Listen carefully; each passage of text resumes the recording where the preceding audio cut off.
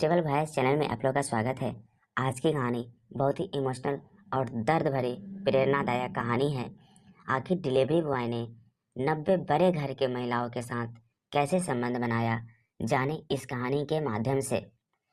पति पत्नी के विवाद के बाद एक महिला अपनी मायके में आ जाती है और वह मायके में आने के बाद अपनी मायके वालों को और ससुराल वालों से कहती है कि वो आत्मनिर्भर बनकर आपको एक संदेश देगी, मैसेज देगी कि मैं किसी से कमज़ोर नहीं हूँ। उसने एक बिजनेस करने की प्लान बनाई थी।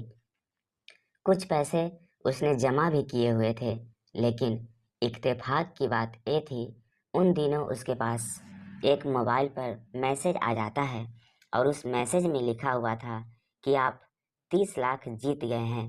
बस उसकी खुशी का ठिकाना नहीं था और ये बात उसने कानों कान किसी को खबर नहीं दी और कहा कि जब तक पैसे हाथ में ले जाएंगे, बिजनेस शुरू नहीं करने देंगे, तब तक किसी को पता है कि नहीं। बस सब कुछ उसके मन मुताबिक चल रहा था। उस वक्त क्लिक करती है, सामने से कॉल आई है। कॉल के बाद वो मुबारकबाद देता है और कहता है कि तुम 30 लाख जीत गई हो, लेकिन इसके बदले में आपको 30,000 का टैक्स जमा करना पड़ेगा। टैक्स देने के बाद ये रकम आपको पास पहुंच जाएगी। ये एक शुरुआत थी। धीरे धीरे करके जो उसके पास उसने नकदी जमा की थी अपना बिजनेस शुरू करने के लिए, वो तो चली जाती है। माँ बाप से भी उधार लेती है, दोस्तों से भी उधार ले लेती है, अपनी खुद की जो ज्वेलरी थी उसको भी बेच देती है, माँ बाप की जो ज्वेलरी रखी हुई थी उसको भी बेच देती है। कुल मिलाकर उसने लगभग 8 से 8.5 लाख की नकदी उनके खाते में डाल दी थी। तब जाकर कहानी उससे होश आया कि उसके सारे के सारे पैसे निकल चुके हैं, ठगी हो चुकी है। अब वो करे तो क्या करे। सामने वाले वाले से व्यक्ति से रोती हुई, गिड़गिड़ाती हुई अपनी परेशानी बयान करती है। कहती है कि मेरे पति से झगड़ा हो चुका है, मैं मायके में रह रही हूँ, ससुराल तो छूट ही गया है। अगर यह सब उन्हें पता चलेगा तो मैं मर जाऊंगी। मेरे पैसे मुझे वापस कर दो। उस महिला ने हर तरह से कोशिश की, लेकिन वो सामने वाले नहीं माना। जब बार बार वो रिक्वेस्ट कर रही है, रो रही है, तो सामने वाला कहता है कि ठीक है, हम तुम्हारे सारे के सारे पैसे वापस कर देंगे, लेकिन इसके लिए तुम्हें एक काम करना पड़ेगा। बाथरूम में जाना है और अपने नहाते हुए की वीडियो हमें देनी है। इसके बाद हम तुम्हारे सारे के सारे पैसे वापस कर देंगे। इस महिला के मन में थोड़ा लालच आता है और लालच आने के बाद वो वही कर देती है जो वह कह रहे थे। यानी कि तब तक उसकी जो नकदी पैसे थी, ज्वेलरी थी, वो सब चले जाते हैं। जो बची थी इज्जत, वो भी चली जाती है। इस महिला को इंसाफ तो मिल नहीं पाया, लेकिन कहते हैं ना कि लालच बुरी बला होती है। आज की जो सच्ची घटना मैं आपको सुनाने जा रहा हूँ, इस सच्ची घटना में भी लालच ही था जो लगातार परेशान कर रहा था। और लालच के चक्कर में एक दो नहीं, लगभग 90 बड़े घर की महिलाओं के साथ ऐसे ही छल होता है, जिसको सुनने के बाद शायद आप लोगों की भी रोंगटे खड़े हो जाएंगे। आज की जो सच्ची घटना मैं आपको सुनाने जा रहा हूँ, ये सच्ची घटना है पश्चिम बंगाल प्रदेश का एक जिला है हाली, और इसी जिले का चंदन नगर कमिश्नर रेट पर एक जगह लगती है, जिस जगह के नाम है चीनसुरा। दरअसल यहाँ की एक महिला जो बहुत ज़्यादा परेशान थी, अपने मन की बात, अपनी परेशानी वो किसी के सामने बयान नहीं कर पा रही थी। धीरे धीरे करके वक्त आगे बढ़ रहा था और उसकी दिक्कतें लगातार बढ़ रही थी। आखिरकार उस महिला ने हिम्मत जुटाई और हिम्मत जुटाने के बाद नज़दीकी पुलिस स्टेशन में जाती है और वहां जाकर जो कहानी पुलिस को सुनाती है, पुलिस को इस कहानी पे यकीन ही नहीं हो रहा था। ऐसा लग रहा था कि ये महिला भले ही अच्छे घर की है, बड़े घर की है, लेकिन झूठ बोल रही है। दरअसल कहानी कुछ यहाँ से शुरू होती है।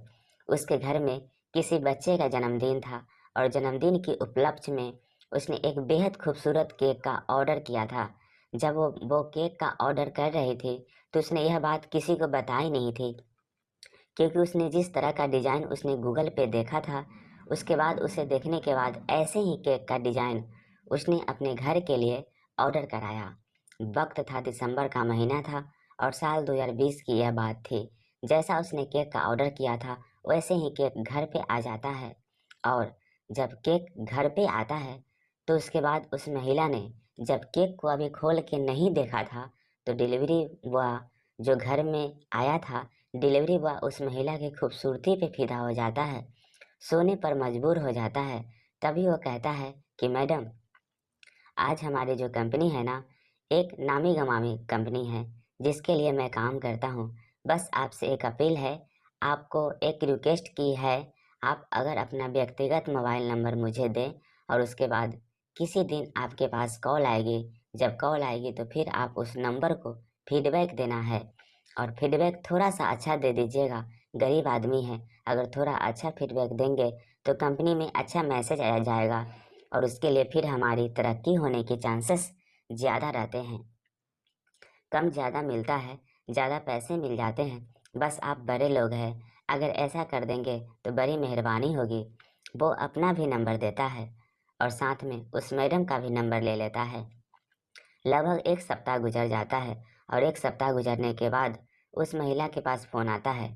जब वो रसोई में खाना बना रही थी, खाना बनाते हुए रसोई में फ़ोन आता है।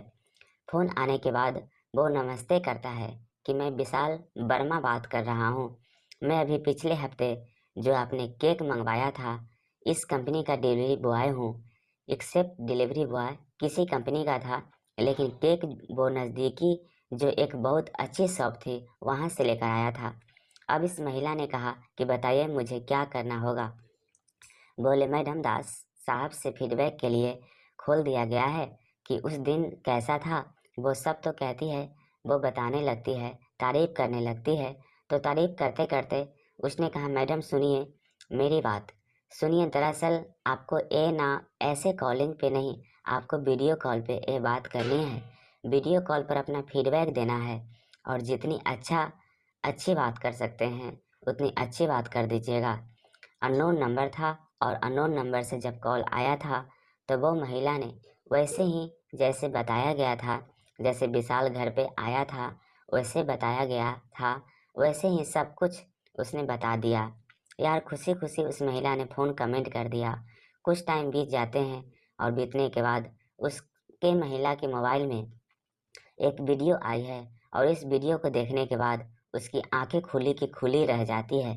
दरअसल उसमें आपत्तिजनक वीडियो होती है, बिल्कुल न्यूड वीडियो होती है और न्यूड वीडियो में शक्ल किसी और की नहीं थी, इस बड़े घर की महिला की थी जिसने भी केक मंगवाया था।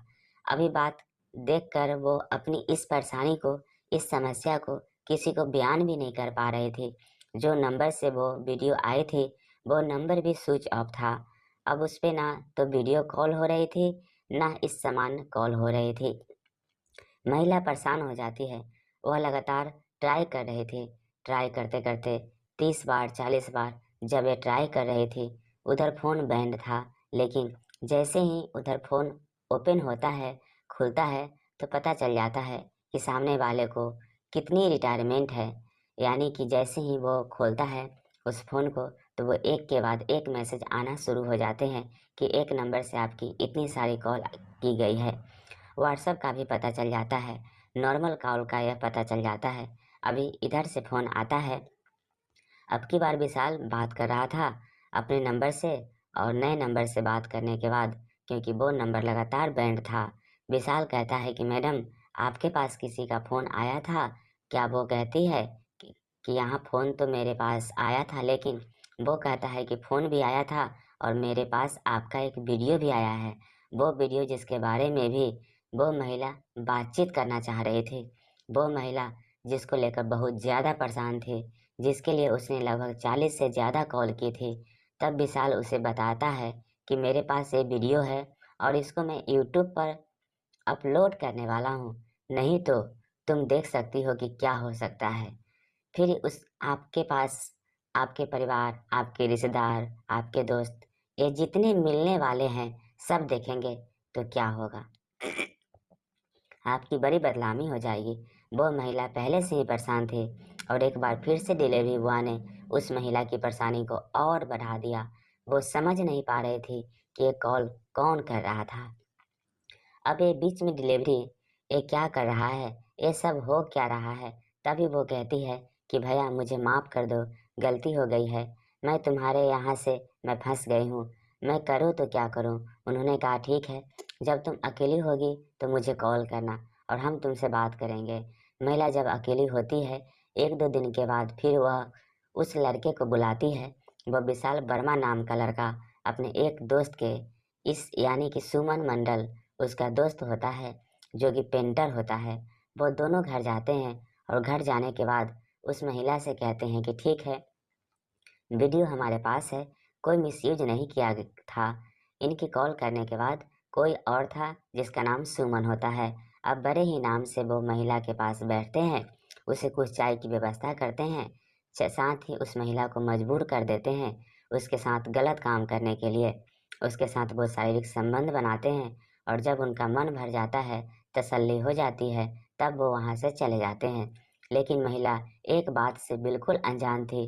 अब तक जो उसके पास वीडियो आई थी, वो किसी और के माध्यम से तैयार की गई नकली वीडियो थी, वो असली नहीं थी। क्योंकि उसने सिर्फ और सिर्फ अपनी जो वीडियो कॉल की थी, इस वीडियो कॉल से ही उसका फोटोग्राफ्स निकाला गया था।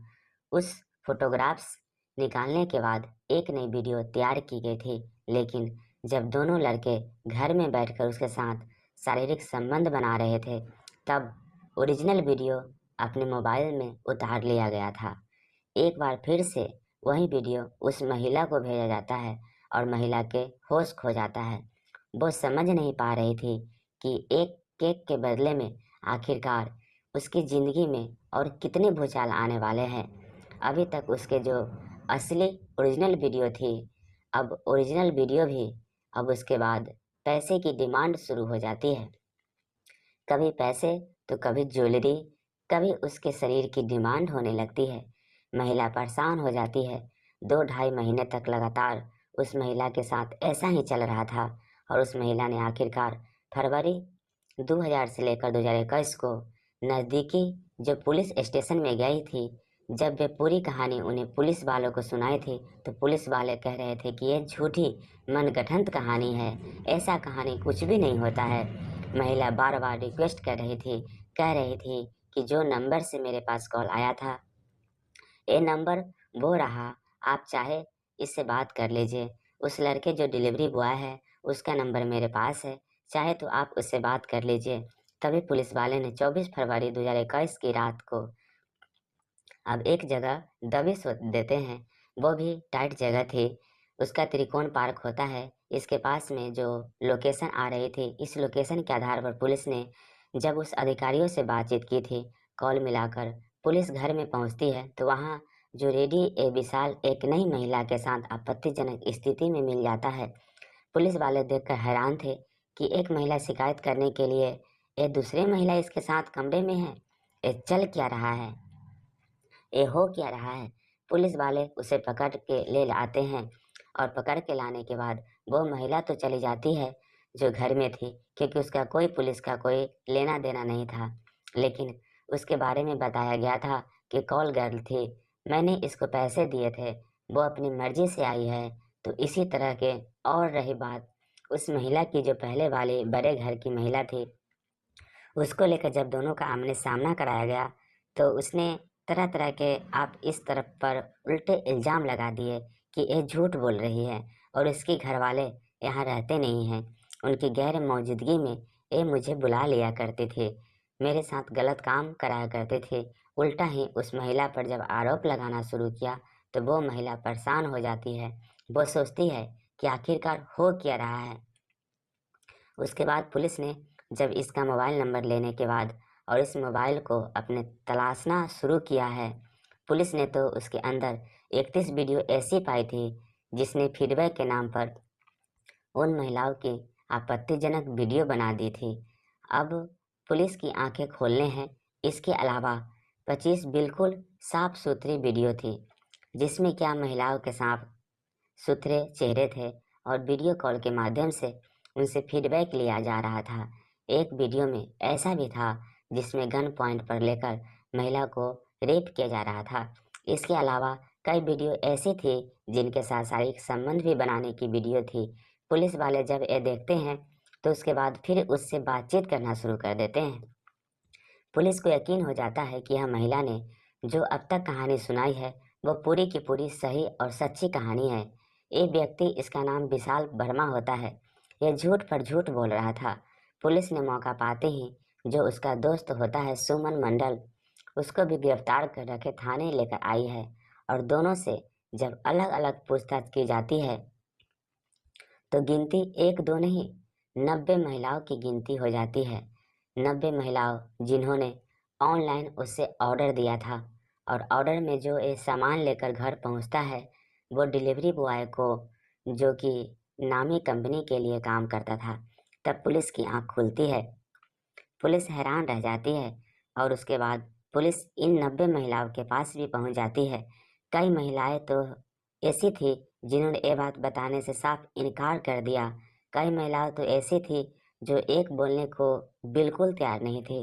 कई महिलाएं तैयार भी हो जाती है जो अपनी जिंदगी से जुड़े हुए इन किस को सुनाने के लिए तैयार हो जाती है जो उनके साथ हुआ था। लेकिन किसी ने भी रिपोर्ट लिखने की जरूरत जामत महसूस नहीं की। काश कि पहले ही महिला ने अगर सही वक्त पर रिपोर्ट लिखवाई होती तो 89 महिलाओं के साथ ऐसा घिनौना और गंदा कभी होता ही नहीं। लेकिन 90 भी महिलाओं ने जब जाकर थाने में रिपोर्ट लिखवाई है, जाकर अपनी सारी आपत्ति बीती बयान की है, तब जाकर यह चैन टूटी थी। और उसके बाद भविष्य में शायद किसी महिला के साथ ये लड़के तो कभी कुछ कर नहीं पाएंगे।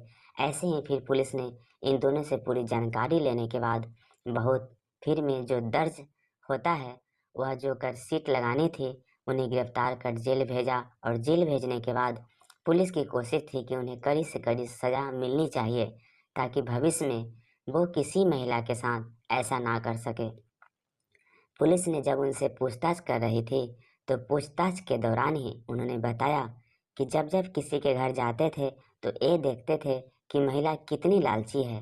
दरअसल लालच वो दिया करते थे, कहते थे कि मैडम आपके पास अगर फ़ोन आया, फ़ोन वो फीडबैक मांगते हैं, और फीडबैक में अपनी सही सही जानकारी दी, अगली बार मैं आपके पास अगर सामान लेके आता हूँ तो मैं 30% से लेकर 60% तक का आपको ऑफर दूंगा, आपको फ़ायदा मिलेगा।